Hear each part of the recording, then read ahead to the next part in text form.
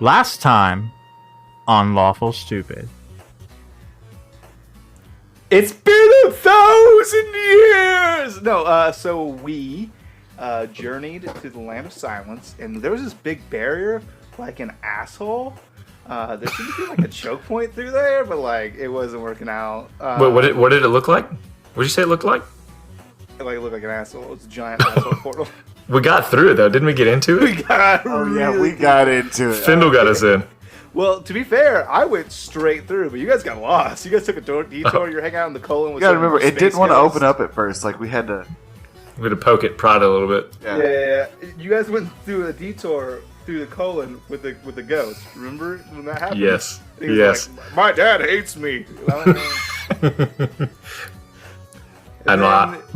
And then we materialized on the other side, and now we're in science. Science proper. And we see the capital in the distance, correct? Yeah, we do see the capital, which is called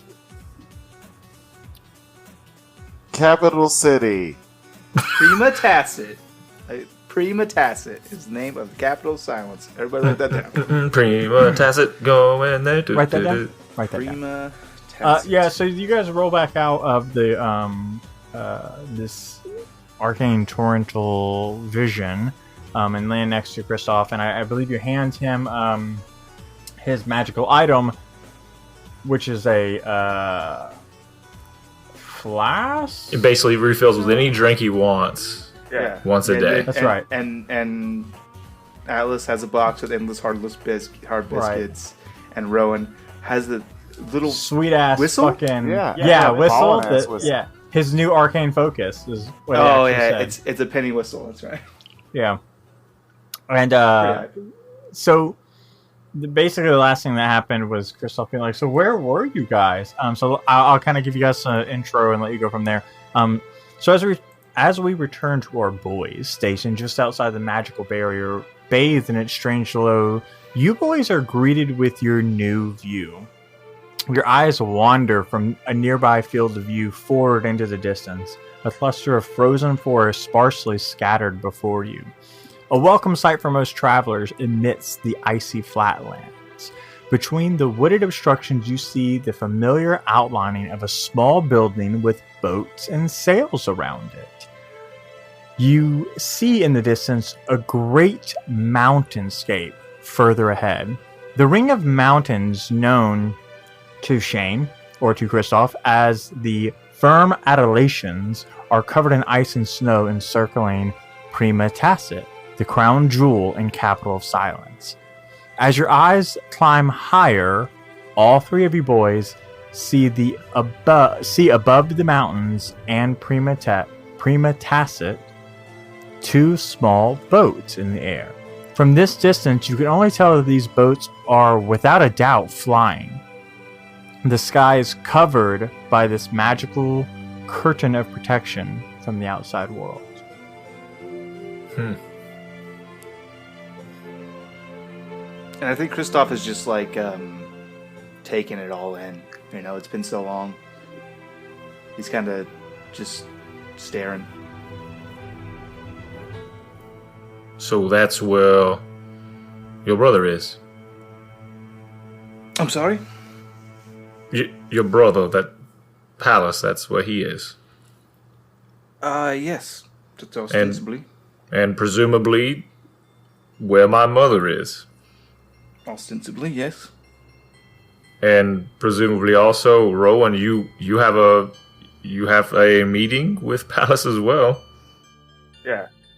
So what do we do now? This is your place. This is your home. Well, the flying ships are new. But you didn't have flying ships before. No. We had Silentian skimmers, which kind of go, above the ice, but nothing like that. Do we need to get on one? You want to see it? No, I don't think so. I think we just need to get to Prima Tacit, right? So we just have to... It's going to be a little bit difficult to get through the firm adulations there. once we get on the other side, that'll be it. Well, that's easy. Then we'll just walk right through. Is there like, do I know of like a pass? Like how many ways in or out of? Yeah, so you know that the firm adulations are basically a natural barrier, but there is one primary path through the mountains that like trade envoys go through or military marches go through, and there's the gate to Prima Tacit that most people would traverse through. That's very common. That's well guarded.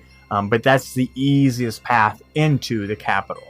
You do know that it is possible to hike through the mountains. You know that it's both challenging and dangerous. It's a bit of a sport back home for people to see how fast they can get through the mountainscapes, how quickly they can like ascend and descend some of the peaks. And like I think you guys have like challenge games and like competitions for your soldiers. So you it's way easier to go through the gate than it is to go through the mountains. For sure. Just real quick, there wouldn't happen to be like, when I was a young boy, I learned about an escape route, known only to nobles in the case of an attack, and it leads out to like someplace very convenient. Yeah, was there like a place where he could sneak in whores? I would probably use it to sneak in and out promiscuous young women or men. You do know that like taking a Silentian skimmer is like an easy path in, right? Like, oh really? Because the skimmers like would go through the main gate because like that's the public transport, or not public per se, but like, yeah, I guess it's public. Like it would be like you take a boat or a train in, and while they like get checked occasionally, it's not like one of those hard checks because Silentian skimmers are silence driven and owned, right? So they don't expect attacks from the outside. Barring you all know that there are fiends outside of the bubble for sure. Let me ask this: when I made my escape from silence, it was thanks to some loyalists that helped me get out. Are they still bopping around? You, as Kristoff, wouldn't know the answer to that. You would know that they were definitely like active when you left, right? Mm-hmm. And if I wanted to contact them, where would I where would I go? So you know that within you where you are, you're a couple days from silence if you were to just hoof it. But you can see that you're about a day's walk from that building with the sails, which you would know is a frozen waypoint, which is kind of like a train station essentially. It's where skimmers dock. It's where you can get picked up. I mean, the skimmers could always stop if they see somebody, but that's like you want to hitch a ride on one? Go to one of these frozen waypoints. Okay. So our first step is going to be we had to head over to the frozen waypoint there. You'll see the sails in the distance. From there, we can kind of make our decision as to how to exactly get in, whether we take a skimmer or whether we try to take on the mountain, or if we just hoof it. That'll be the path regardless. How far is the army behind us? Alright, should we take the quickest path to get to the city before everyone else arrives? Well, we did see Frost and Findle, but the barrier should slow down the mass majority of the forces. I think we have... That should buy us quite a bit of time. Well, and Frost and Findle, to remind you guys, did state that they were like the advanced scouting party. Yeah. Like they had teleported ahead to investigate. Okay, so we've got some time. Okay. Not to mention the fiends back there. Yeah, because they're going to be true. moving in bigger armed forces, so they're going to run into more interference. Skirmishes throughout. Yeah, they basically, I think it was like a week you agreed upon before they started marching your direction, and it would be at least a 3 or 4 day march, depending on what type of trouble they had to wade through. Sure. So we've got a little bit of time.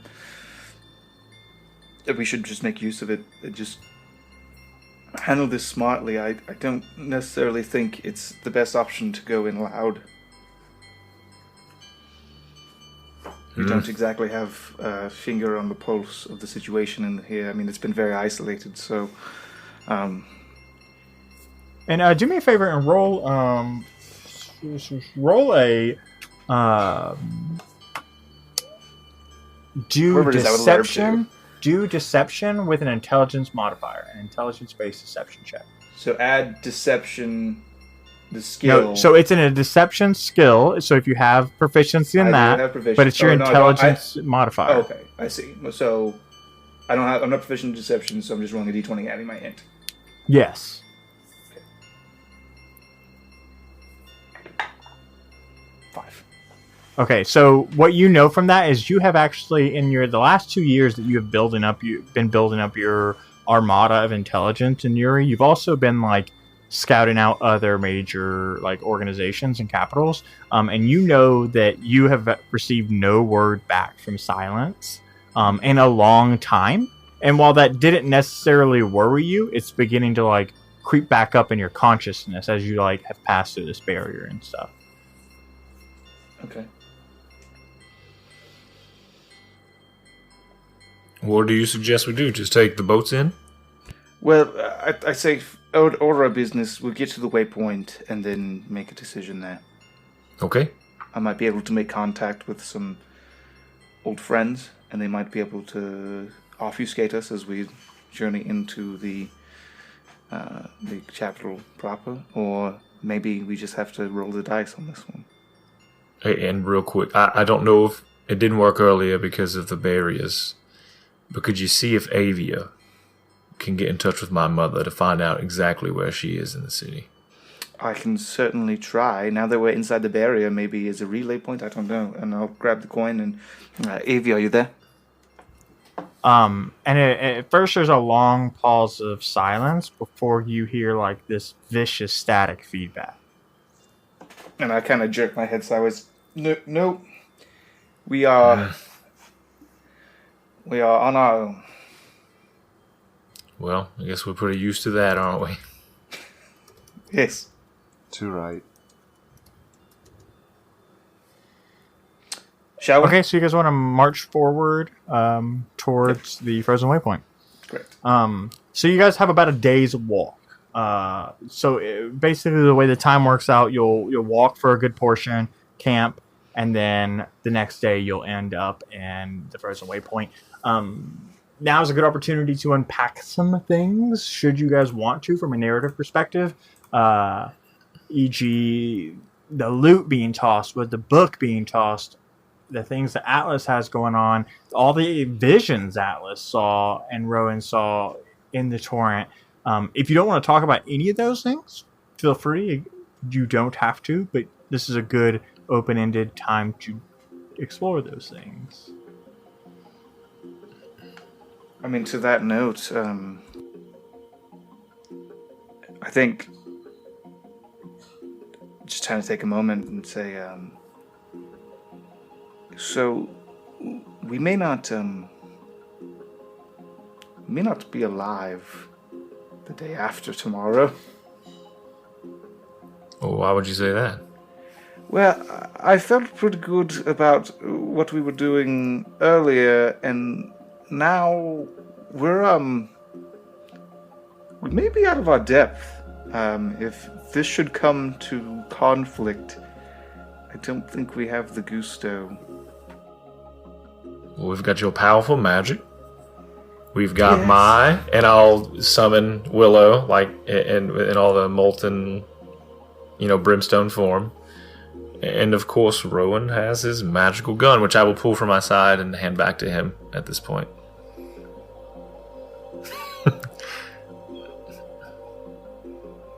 and we've got, for years we've been fighting these monsters, and it seems like all of it's coming to there's a reason why we've been thrust upon this path. And I think that your brother, or that situation is going to be the answer. So yeah, maybe we won't make it, but at least we'll be reaching the point we've all been waiting to get to. Oh yeah, I'm not suggesting we turn around or anything. I would have felt a lot more easy going in there if I was like a fucking dragon or something. I don't know. Yeah, I can see what you say. So what are our priorities when we 'Cause you may well know, I would like to find my mother. She's there. She should not be there. And so my main goal is to find her.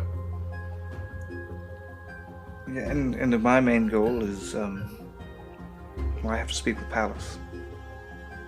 I don't think there's nothing we're going to be able to do in a conflict here. Like I said, I don't think we would be able to take on these forces. So, should it come to that, I think we're lost. So, I will speak with him, and if I can't convince him, then, well, let's just say I have to convince him.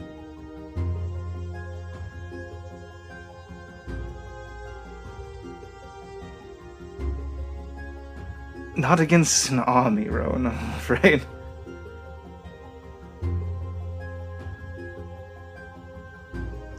So... Well, either way, I got these hot biscuits if you'd like one. Might be the last time we get to share some hot biscuits, but these are just like the good old days. Well, for whatever happened in that portal, we have ginger ale and hard biscuits, and maybe Rowan could play us a little song. I don't know. I think I can play a little song. You do play a song? Yeah. Okay. What do you play? Like, Blow like My what Whistle, style of baby. music? On my whistle. You play what on your whistle? Blow my whistle, baby. Okay. All right. Blow Good. my whistle.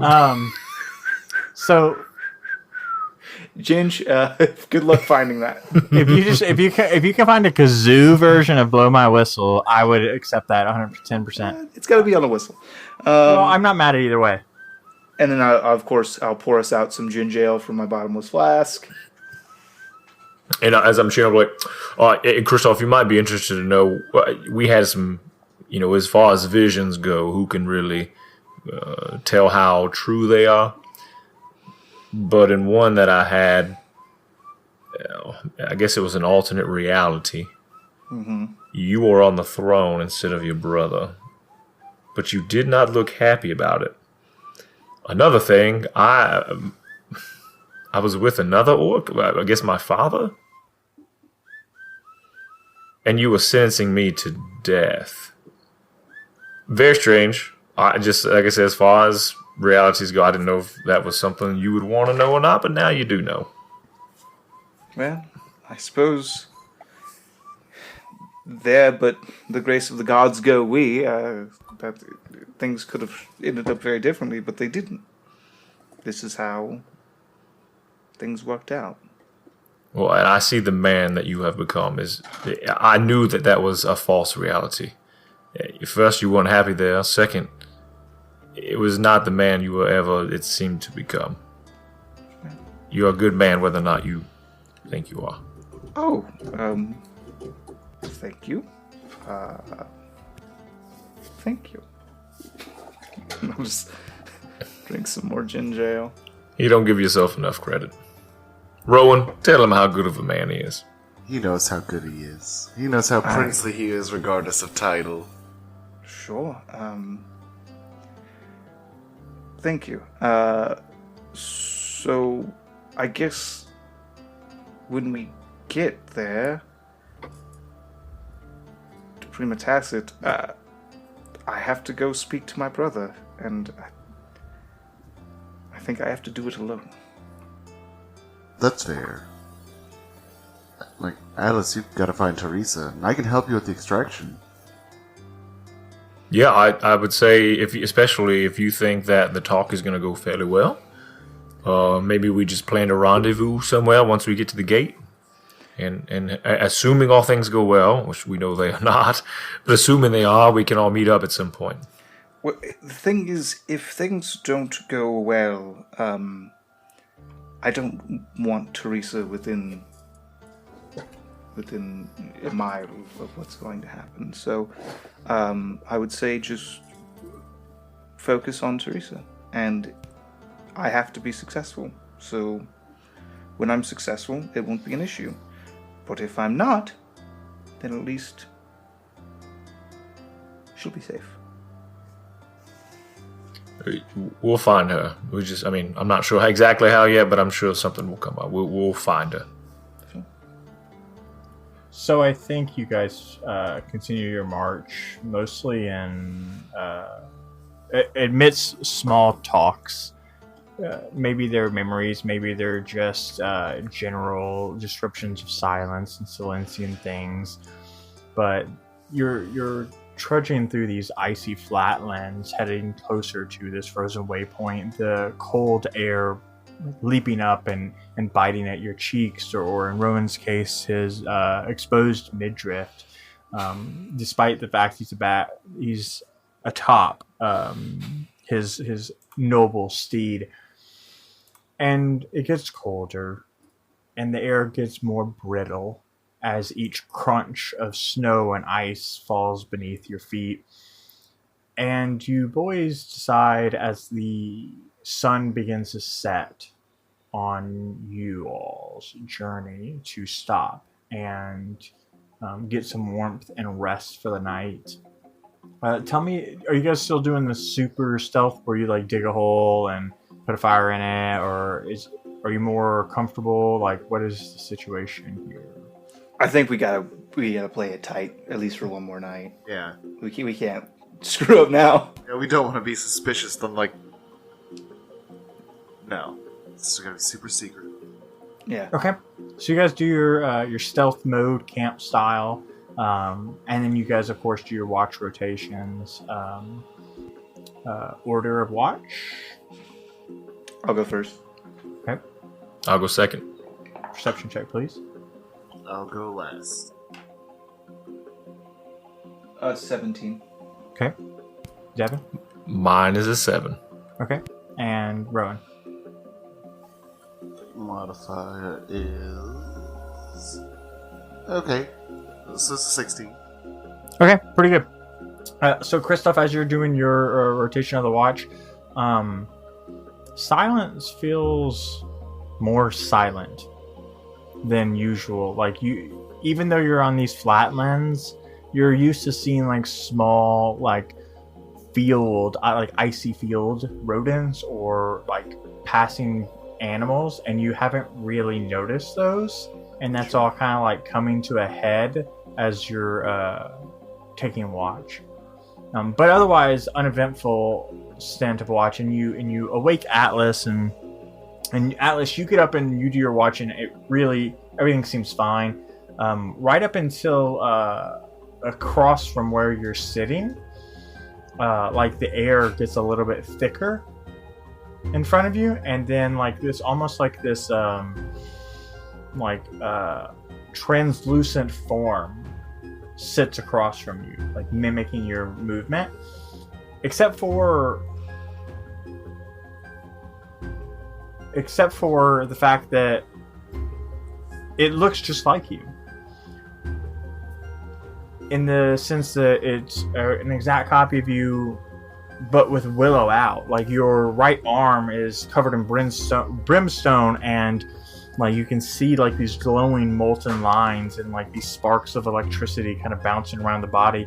But on this copy of you, that brimstone armor is on both arms, and is on your, like, there's a chest piece in the front, and there's like this like thicker neck collar that has some like spikes on it. And where your missing eye is, there's like this like encrusted metal piece that replaces where your eye is. And you've never seen this before, but it somehow feels very familiar. Hello? And you hear an exact copy of your own voice, just like deeper, almost more warm. Hello?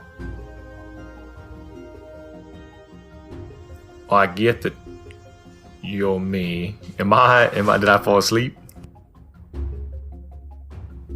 And the vision, this translucent image of you, just says, "It's coming." Go on. and it kind of fades away from your vision. Like it's and you kind of like blink, almost it's like that feeling that maybe you nodded off, like on your watch.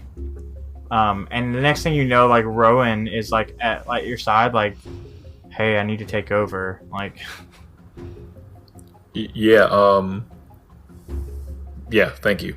I apparently was sleepier than I thought I was. Happens to the best of us, champ. and so Rowan and Elkton John, right? Or John Elkway. John Elkway, right? John Elkway. You and John Elkway take your stand to the watch, and you have never been to silence before, but even you get the feeling that it's quiet, like no nature, no critters, no type of wildlife that you've like really seen. But other than that, that's it. And Still concerning. yeah, absolutely. And the morning comes, the sun begins to rise, and you can kind of see the dew on the snow before you. It kind of glistens as these rays of light bounce around. And I think you boys set off for the frozen waypoint. Yeah. We go. Okay, cool. So you guys pack your things up. You kind of scatter your trails. We'll say Rowan, roll a sleight of hand check to like pack up camp, or all of you actually. We'll do a group check because I think you guys would work together to do a sleight of hand and like cover your tracks. 17. It's a nat 20. I'm going over here with that big old 6. Okay, well, you guys feel reasonably confident that you've done a good job in covering your tracks. You've scattered any like constant footprints and filled up your holes to some degree. That's going to be an out of context quote. Maybe use shape water a little bit to fill up the pits that you've dug for the campfire. And you begin walking, and you can tell that you're probably 6 hours away from the frozen waypoint. And on your left and right, you're starting to see some of these wooded areas, these frozen trees. They're like evergreen trees that are like that are in these forests essentially, and they're like covered in frost. And that's very normal for you, Kristoff. This looks like home, and it's welcoming and inviting. Everybody do me a favor and roll me that perception check. Natural It's 20. nat 20 for me as well. Okay. Oh, thank God. Be my eyes, boys. 8. So you feel like as you're walking, you feel like a tremor go across the ground. It almost feels like most of you guys understand what that means. There's been a tremor. It's like shaking under our feet. Yeah, absolutely. But it's like short, right? Like It's like getting a piggyback ride from Michael J. Fox. Oh. No, it's probably more stable than that. Okay. It might be a bad time to mention that last night something that looked like me came and said it's coming. I don't know if that means this now. It was very, very vague. Just look at him. Oh. And as he says that, you hear the crunching and breaking of like ice as the ground below you erupts, and you hear this low guttural. I need you all to roll dexterity saving throws, please. Sure.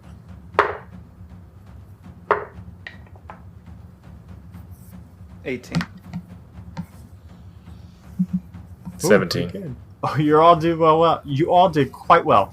So, the ground below you shatters, and you are all sent flying backwards. And thanks to your quick reflexes, you all kind of land on your feet and kind of slide and try to find purchase to this icy snow ground below you. I think, Kristoff, you pick up the best, right? Like, you kind of get your footing the best, but the other two boys, about 5 feet behind you, kind of slide to a stop. and ice and snow goes every direction as a monstrous fiend erupts beneath the snow and ice. It stands almost 2 buildings tall and is covered in this Onyxian armor on its shoulders and chest and parts of its arms and legs, and you can see the green hide covering beneath. Its large maw opens wide, revealing 2 sets of teeth, roaring as it spins around, and it kind of drops on all 4, and it like assesses the 3 of you and kind of like sniffs, and you can like hear the and like you can almost feel it pull you when it like sniffs the air, like it creates such a vacuum. And then you see it put its hands deep into the snow and ice, and it like this line 15 feet ahead of you guys, just out of your distance, you start seeing like the snow and the ice crack and form this crackling as it pulls up this large chain from below the ice. And it pulls it into the air, and on the end of this chain there's this giant star-shaped orb at the end of this chain, and it begins to swing this metal and ice and death chain weapon above its head. I cast Banishment. Charisma saving throw with disadvantage.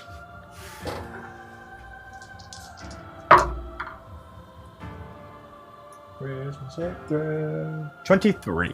That'll do it. Yep. So you react and just barely banish, banish, and you watch as like your magic like hits its armor, and you see it like form around it, like it's about to like take it away, and you watch as it kind of like flexes this like chain of magic off, and you watch your magic scatter to the wind. Fuck. Boys, I'm running. Bye. Roll initiative. Oh, shit. Mm-hmm.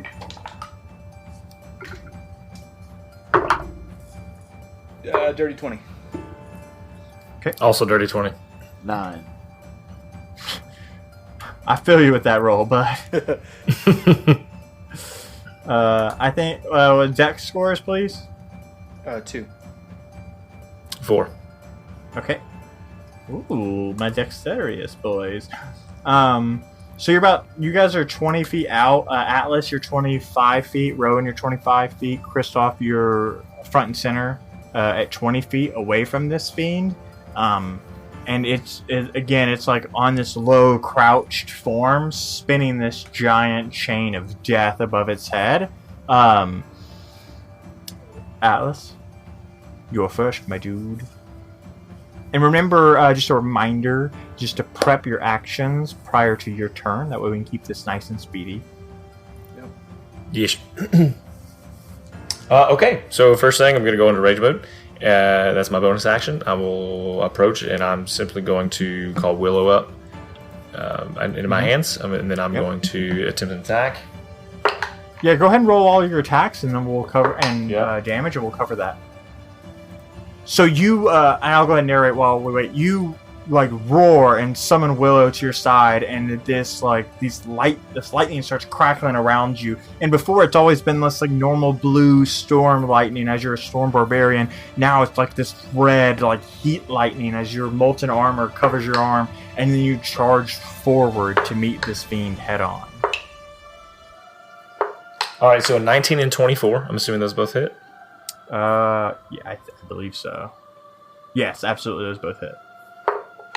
Okay, so that's 12, 13, 14, 15, 16, 17, 18, 19, 20, 21, 25. 25 plus, can you roll a dex saving?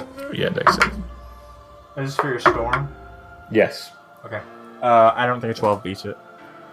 No, so it's going to be 29, 30, 31 for total damage. Yeah, so you charge forward, and it's almost like the heat from your lightning is like melting snow as you leap forward and swing this barrage of axe swings with Willow, one-handed almost. And you find purchase against its armor, and like you see chips of it breaking away. And with that, like each strike, your like barbarian rage storm lightning is like shocking it and surging through its very system as you unleash a mighty 25 points of damage. Next up is Kristoff. Yeah, a brackish purple energy swirls around Kristoff as he makes arcane gestures with his hands. These complex circles and shapes that end with him thrusting outward both hands, his middle fingers on each hand thrusting directly upwards towards the sky, as is his nature for casting banishment. Please make a charisma saving throw with disadvantage. 23. That'll do it. I move 30 feet backwards. Yeah, so you cast that, and you again watch your spell like shoot forward and hit this armor, and it starts to wrap it in like this like film, and it like, in fact, he doesn't even flex, like the chain itself like kind of rips the spell apart as you attempt to banish him once more, and you retreat 30 feet backwards, almost. I say you do it bravely, more like, oh, I'm giving you the room, or is that like mild panic? I mean, it's mild panic for sure. It's just I want space between me and this thing. No, for sure. I was trying to get your narrative sense for Kristoff. Yeah, like almost like stepping backwards, slipping a bit, like on all fours for like half a second as I unstumble myself and move away. And so next is this giant fiend's turn, and he's gonna like bring the heat to Atlas. Let's see. He's just gonna roll. That's gonna miss. Wait, actually, it might not. 17. Okay, so he's gonna hit you 3 times with his flail, and in that he's gonna do a little bit of damage. 11 bludgeoning damage. You can go ahead and do your craziness on that. Oh wait, one more dice.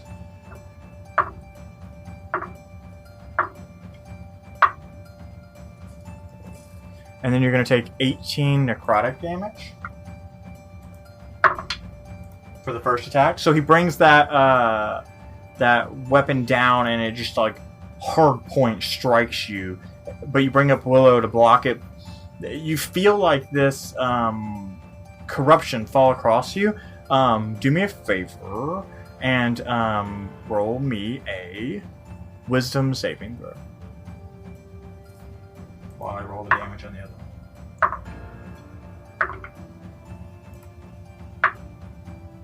one. Your maximum HP is reduced by 18. And for the second attack, you're going to take 6 bludgeoning damage and 27 necrotic damage. You take the full damage, yep. And then we'll roll me another wisdom saving throw.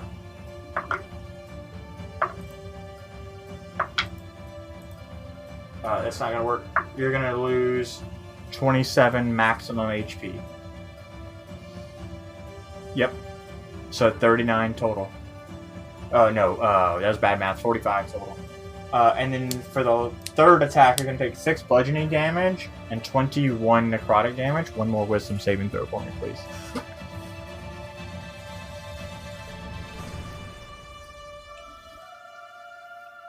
That one's going to succeed. You don't feel your life force kind of drained. So the first attack hits, and you feel that necrotic damage come around, and he like spins this star of death and destruction, and it kind of strikes you better as your like brimstone armor takes the hit.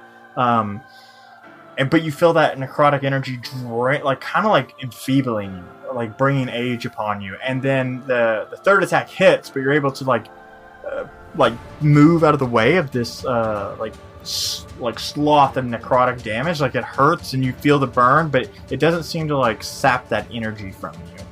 And at that point, it's going to rush by you, like around you, and towards Rowan, and get right in front of Rowan's face. You want to take an attack of opportunity, my dude? You were muted, Rowan. Oh, no, I wasn't. I was trying to be real quiet. Oh, okay. You nailed it. And that's going to do it for the Crawler Fiend's turn. Rowan, it's your turn. There's this giant fiend in front of you. Like, it is huge. and it's spinning this like fucking chain weapon above your head, and you can kind of feel gravity increase as like the wind kind of pushes you down. What do you do? I'm gonna cast Bane.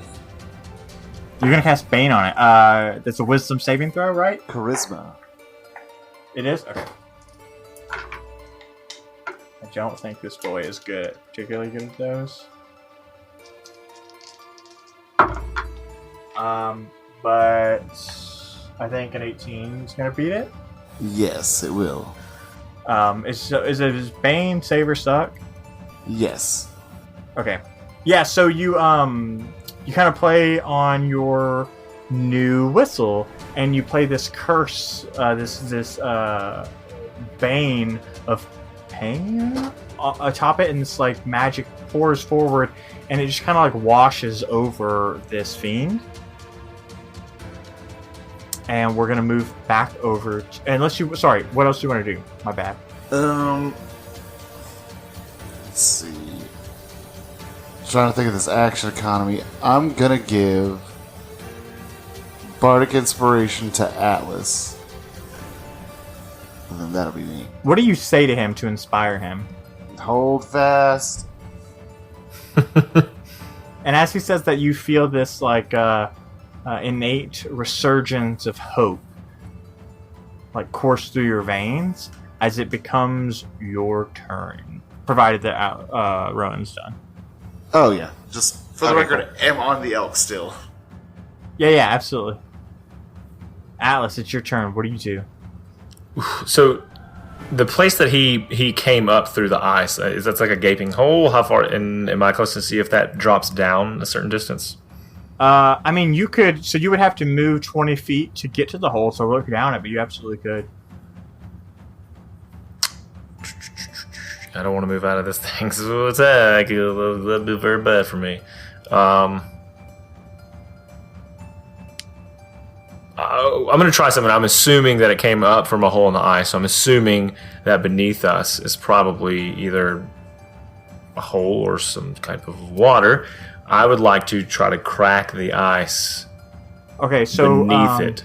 Cool, love it. So think about the fact that you got about 20 feet between you and this monster because it rushed past you to Rowan, and you moved up 20 feet to get to this guy. So you're gonna do it from here, or you're gonna run up to the beast to do that? So his back is to me then. I mean, yeah, in theory, right? That's not. Yes, he wouldn't be focused on you. Well, I think I'm going to run over... dadgummit, dude. I'm going to do call and response. Do we just kill it, or try something fancy? Gut call.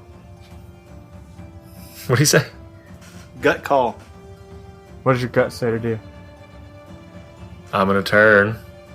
And run! And run away and jump into the hole. Goodbye, world. Oh, sorry, what do you do? So I want to...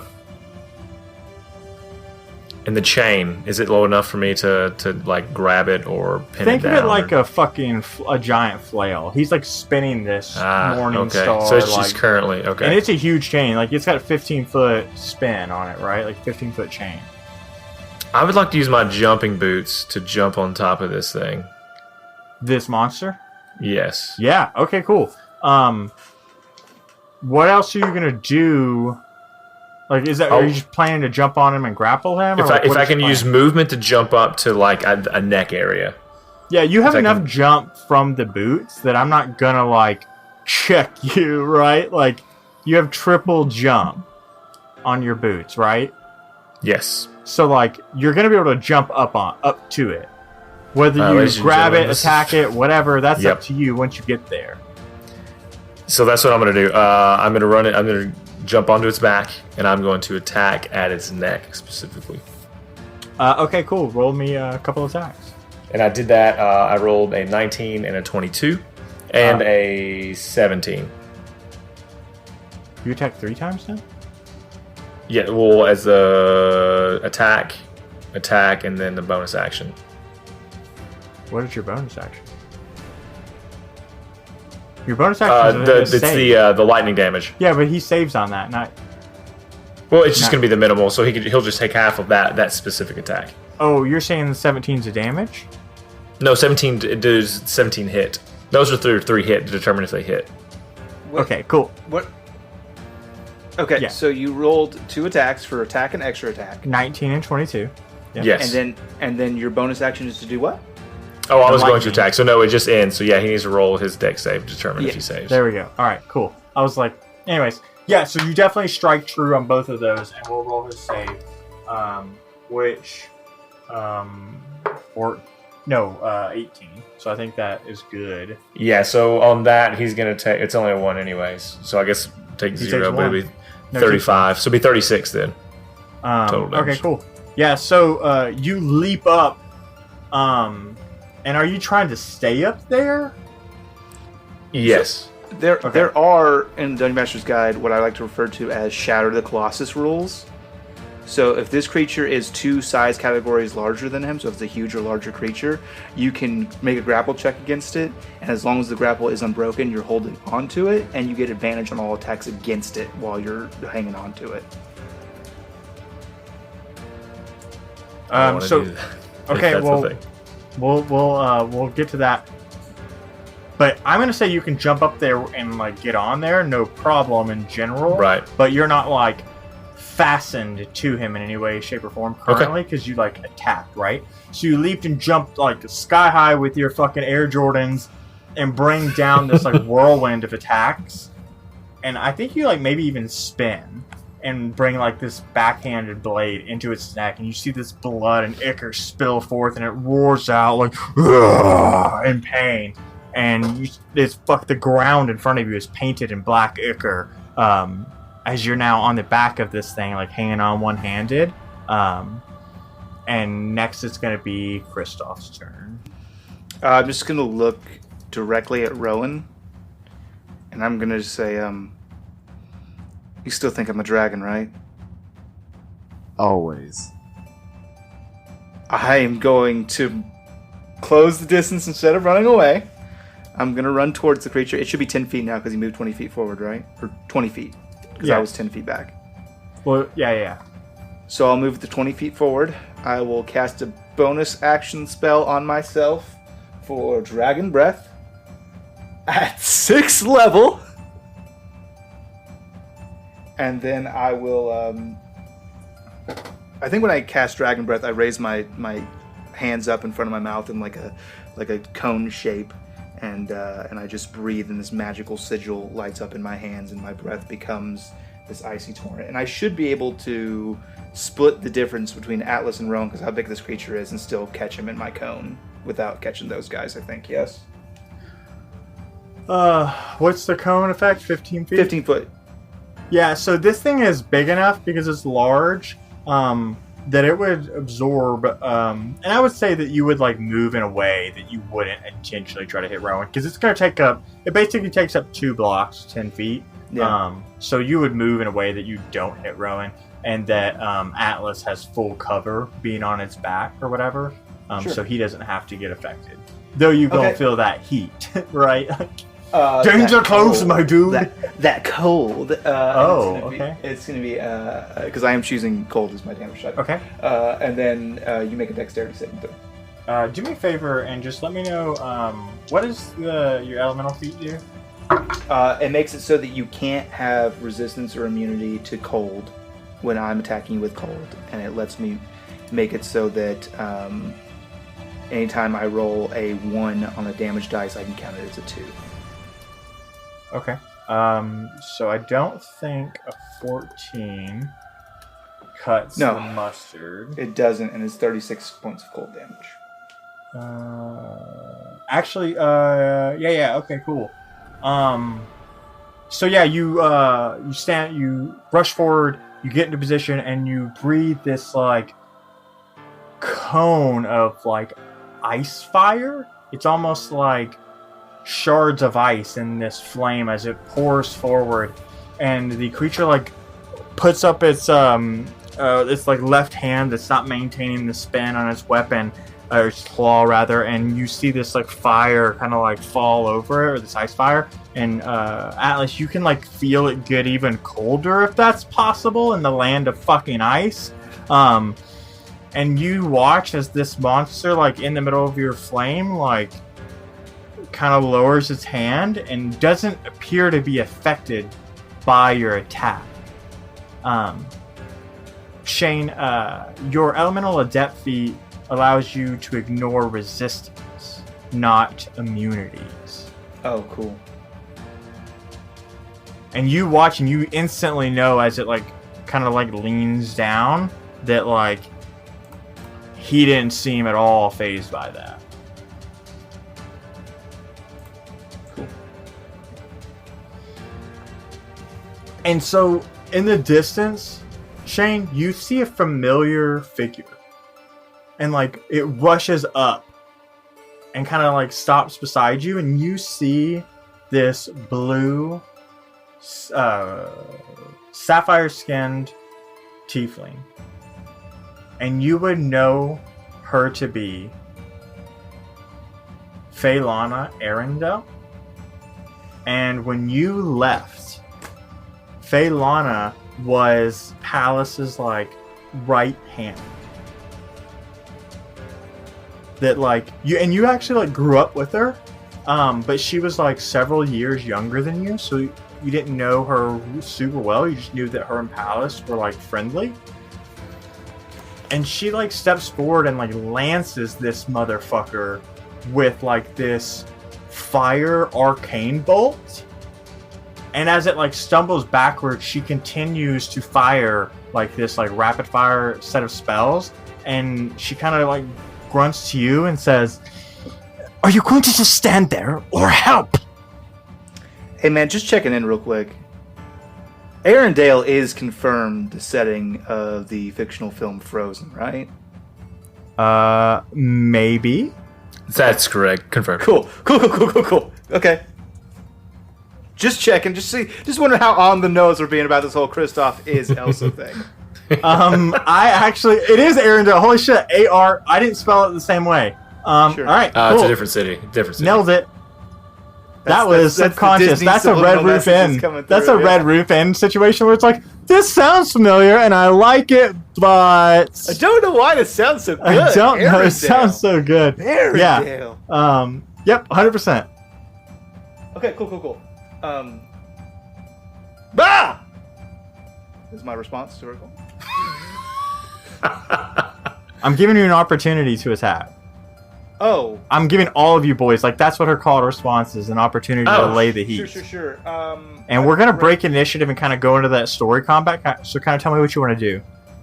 The only thing that I can do that can do any sort of anything. I've consulted my spells here, and it looks like I've gone pretty deep into this ice theme. I cast Banishment. Okay, no, that's good. Atlas, what do you want to do atop the back of this thing? I want to take my action, throw it at the hand where it's holding on to this like Morning Star, and try to knock it out of its hand. Yeah, okay. And Rowan. I'm gonna double up on that and heat metal that fucking Morning Star. Oh fuck yeah! So she's like man. lancing this thing with these like arcane fire, like almost like, have you ever seen like in these like pyrotechnic shows where it's like this like single stream of flame that like fires forward almost, and so she's like doing like this Gatling gun form of that, and it's getting real dicey up there where Atlas is, but Rowan like puts the heat metal on the chain, and you can see like the flame, the heat like hit that the monster's hand, because it's like grunting to try and like stay between that and the fucking Gatling gun of flamethrower attacks almost, and then the axe comes and like almost like twirling around like severs his hand, and you watch as like this banishment spell like it doesn't like take him away as much as it's like constrains him down and begins like breaking bones and armament of it as it like tries to shove it into a different dimension, but instead like it just ends up like crushing it. And you watch like this form of this like giant fiend crumple to the ground, and you boys stand atop victorious. As It's more like. That's It's actually like, ding ding, ultimate final technique, implosion. Yeah, Crushed and it. so you guys do that, and this sapphire skinned tiefling with these horns that are like curved forward and up into the sky. She's maybe about 5 foot tall, wearing these thick red and brown robes. Like they're like, and they almost looks like a size too big for her. She looks at you, Kristoff, and kind of like gazes upon your cohorts as well, and says, "It's about time." And that's where we're going to end the episode.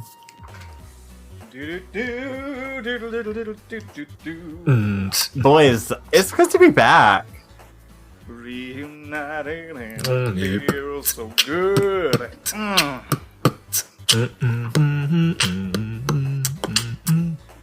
It is. I agree. Yeah, it's been a Second long that. This episode will be well post Min-Max Mankind, but let me tell you, I appreciate everything everybody donated. And I'll let Shane talk about that more because I can see his face scrunching, ready to do something. But I will talk about Drawlicon. Because Drawlicon is fastly approaching, and let me tell you, it's going to be some good stuff. I'm doing a world building seminar. I'm on some other panel about DMing and like how do you handle situations. And then Shane's got a Sunday school. Devin's doing like Noob City, I think, on one of the panels. We're all going to be running DM tables at some point. And Rowan's going to be his best dungeon mom. I say we're all. I think Rowan's not running a DM table. Sorry. No, I'm not. Yeah. Devin, Dwayne, and I are, if you want to get in on one of those tables for we're going to run on Saturday, July 13th, you need to go register now. My table is actually already booked up. You can't get on my table. Yeah. Shane's table's And booked up. I don't know how to tell if mine is or not. I only know because Dragon's like, yeah, I scored the last 2 spots. And I was like, I didn't know it was a thing. Thank you. Cool. I need to go see what my table situation looks like. I didn't even know this was a thing. I also need to see if anyone loves me. If you don't register for one of our tables, you can't do it. You're not allowed to do it. So you got to go register. And if no one registers for my table, I will still run a game by myself. So we should just play together. Let's just play together. Yeah. Just do one of those new one-on-one D&D sessions that they came out with. Just for Devin runs it for Dwayne. There we go. So I would like to say, called my shot. Min-Max Mankind. It is May 27th this time we're recording this. Not looking so hot. So I'm going to go ahead and assume that we didn't meet our goal of $10,000. Just missed it. just shy. Just shy. Hey, it's easy for me to get discouraged when it comes to stuff like this when you don't see the expectation realized. Thank you to everyone who donated even $1. Yep. It's better than what we had. And I thank you so much. And we're not going to stop just because, we have a bad year. A bad month even. So we're still keeping it going all year long with our Rolls for Humanity. In whatever month that this is releasing, I assume that it's June. We're going to go ahead and select the charity of the Michael J. Fox Foundation because of the horrible things that were said earlier in this episode. Don't say we. It's all on me. Okay. Well, no, we're actually, a unit. It's a good thing. Like, thank you, Alex, for giving us the charity for the month. Yeah, Parkinson's is a very serious disease. Yeah. Muhammad Ali had Parkinson's, and he's from our great home. Yeah. Where's that at? Tell the people. Louisville, Kentucky, my friend. Hmm. Put a little French on it. So I'll roll for humanity now. That is going to be a 6. It's going to be a 6 for the Michael J. Fox Foundation. Well, very nice. More to come. And that do we have more things to say? We got a bunch of iTunes reviews. I'm not going to read them all. There's a bunch of them. Oh, awesome! Hell yeah! I'm gonna go read them. Thank you so much for taking the time to do that. It is imperative for us. It helps us grow. It helps expose more people to the show, more fans. Thank you for tweeting about the show. If you want to tweet about the show, please use the hashtag #StupidCast. If you use the hashtag #StupidCast and we see you tweet about the show, there's a good chance you'll get a shout out on the show. And our Discord, go join our Discord right now.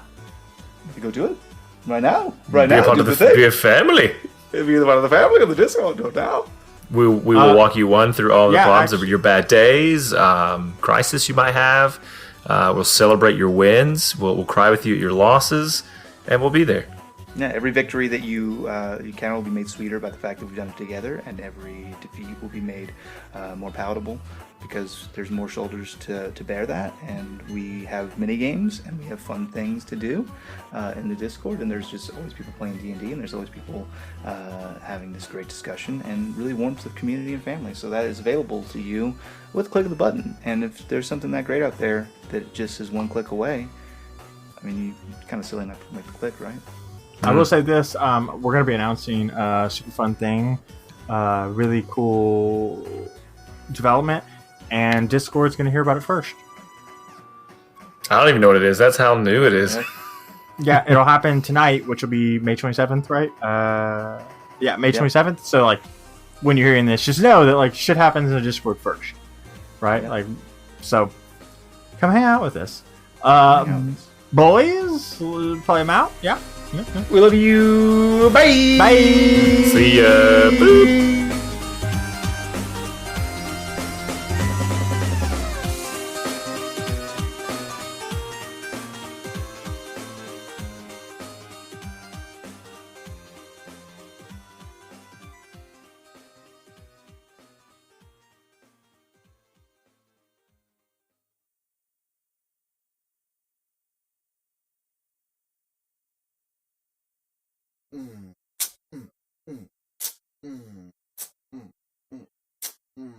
Yeah, you are great. It makes me happy.